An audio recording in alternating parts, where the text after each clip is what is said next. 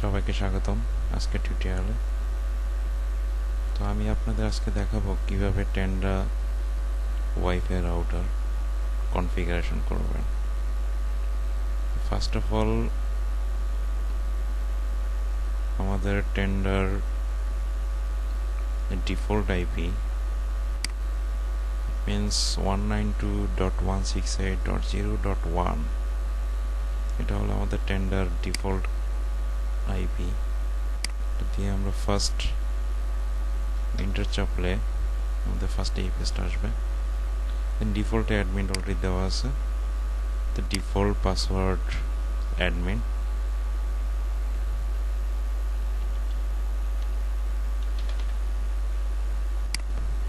ওকে করলাম। তো এখানে দেখবেন আপনারা ইন্টারনেট কানেকশন সেটআপ পিপি পিওই এবং ডিএসসিপি। আমরা যারা নর্মালি ব্রডব্যান্ড কানেকশন ইউজ করি তারা পিপিওই এটা সিলেক্ট করবেন এবং দেখেন এখানে আপনাদের যে ব্রডব্যান্ড আইএসপি কর্তৃক আপনাদের যে ইউজার নেম দিবে এবং পাসওয়ার্ড দিবে সেটা আপনারা দিবেন। এবং আপনার যে ওয়্যারলেস সিকিউরিটি সেটআপ এটা ডিফল্টভাবে 1 থেকে 8 পর্যন্ত দেওয়া থাকবে।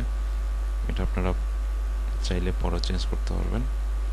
আপাতত আমরা ওকে দিলাম।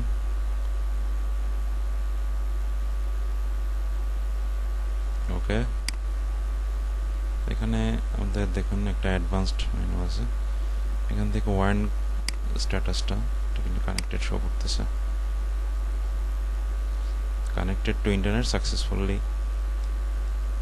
এটা ওয়ান আইপি, এটা ISP IP, subnet mask, gateway, DNS server, alternate DNS server. এটা আপনাদের সিস্টেম ল্যান ম্যাক অ্যাড্রেস। এখান থেকে ইন্টারনেট কানেকশন সেটআপ। তো ফার্স্টে আমরা যে হোম পেজে ইন্টারনেট কানেকশন টাইপটা দেখছিলাম এটা পিপিপিওই এবং ডিএসসিপি ছিল। তো এখান থেকে যেহেতু আমরা পিপিওই সিলেক্ট করেছি তো এখানে এটা শো করতেছে।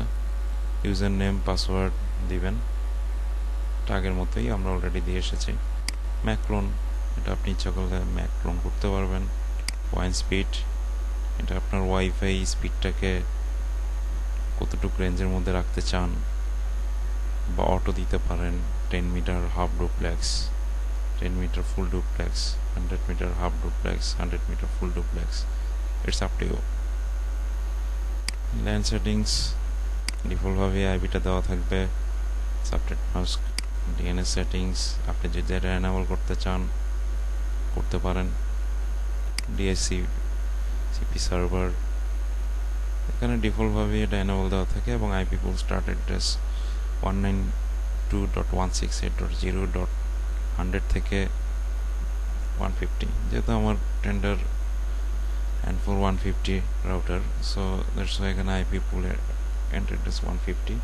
যে 350 Mbps এর রাউটার হতো দেন এখানে 350 থাকতো। লিস্ট টাইম এটা আপনি 1 আওয়ার 2 আওয়ার 3 আওয়ার্স দিতে পারেন। ডিএসসিপি ক্লায়েন্ট লিস্ট, এখানে আপনার ডিএসসিপি যারা আপনার ওয়াইফাই বা ল্যান দ্বারা কানেক্টেড থাকবে এখানে তাদের লিস্টটা দেখাবে। Host name, IP address, MAC address, list time. Then wireless, এখান থেকে আপনি ওয়্যারলেসের বেসিক ইন্টারনেট বেসিক সেটিংটা এনেবল করতে হবে যদি আপনি ওয়াইফাইটা এনেবল করতে চান। প্রাইমারি এসএসআইডি মানে আপনার ওয়াইফাই নেমটা কি হবে, প্রাইমারি এসএসআইডি যেটা আপনার ইচ্ছা। সেকেন্ডারি এসএসআইডি এটা আপনি দিতে পারেন। নেটওয়ার্ক মোড, নেটওয়ার্ক মোড এখানে 4টা মোড আছে।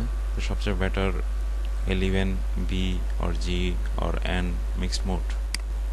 দেন এসএসআইডি ব্রডকাস্ট, আপনি যদি ওয়াইফাইটা এনেবল করতে চান দেন এসএসআইডি ব্রডকাস্টটাকে এনেবল করতে হবে।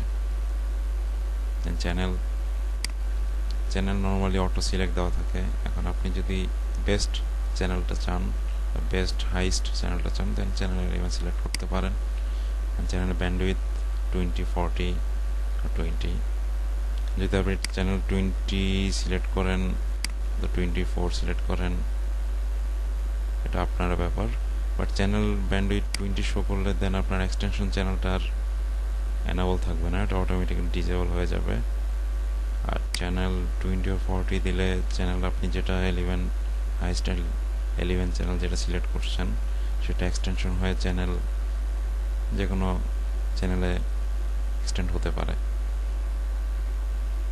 ওয়্যারলেস সিকিউরিটি, এখানে আপনি আপনার যে ওয়াইফাই নেমটা দিয়েছিলেন এখানে এটা শো করবে।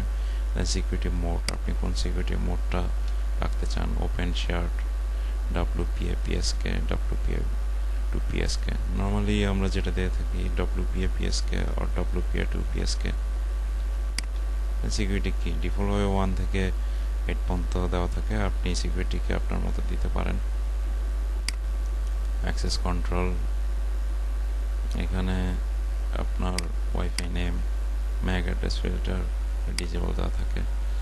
নর্মালি ম্যাক অ্যাড্রেস ফিল্টারটা হলো যে আপনি আপনার DHCP সার্ভারে যারা কানেক্টেড থাকে তাদের যে ম্যাক অ্যাড্রেসটা থাকে সেটা আপনার রেজিস্টার্ড থাকে। এখন আপনি আপনার যদি কেউ ওয়াইফাই পাসওয়ার্ডটা জেনে যায়, সাপোজ জেনে গেল এবং সে কানেক্টেড করতে চাইলো, কিন্তু আপনি যদি ম্যাক অ্যাড্রেস ফিল্টারটা এনাবল করে দেওয়া থাকে বা পারমিট দেওয়া থাকে, সেক্ষেত্রে ওয়াইফাই পাসওয়ার্ড জানা থাকলেও সে আপনার ওয়াইফাই অ্যাক্সেস করতে পারবে না, যেহেতু ম্যাক অ্যাড্রেস আপনার পারমিট করা। আর যারা আপনার ওয়াইফাই এবং আপনার ল্যান দ্বারা আপনার নেটের সাথে কানেক্টেড ছিল তাদের ম্যাক অ্যাড্রেসটা রেজিস্ট্রেশন DHCP সার্ভারে সেভ ছিল। ওয়্যারলেস কানেকশন স্ট্যাটাস, এখানে আপনার ওয়াইফাই নেম এবং আপনার ওয়্যারলেস কানেকশন যারা যারা কানেক্টেড আছে তাদের স্ট্যাটাসটা শো করবে। ওয়্যারলেস এক্সটেন্ডার, এটা আপনি সাপোজ আপনার আশেপাশের ফ্রেন্ড সার্কেল যদি থেকে থাকে তাদের ওয়াইফাই রাউটারের মাধ্যমে আপনি আপনার ওয়াইফাই সিগন্যালটাকে এক্সটেন্ড করতে পারবেন। QoS, এটা হলো ব্যান্ডউইথ কন্ট্রোল। আপনি চাইলে নির্দিষ্ট আইপিকে আপনি ব্যান্ডউইথ কন্ট্রোল করে রাখতে পারেন, সেটা আপলোড হোক বা ডাউনলোড স্পিড যেটাই হোক। আর ট্যারিফ স্ট্যাটাস, এখানে যারা যারা আপনার ল্যান বা ল্যান আইপি এবং ওয়াইফাই সাথে কানেক্টেড থাকবে তাদের individual IP address, uplink rate, download rate সব শো করবে।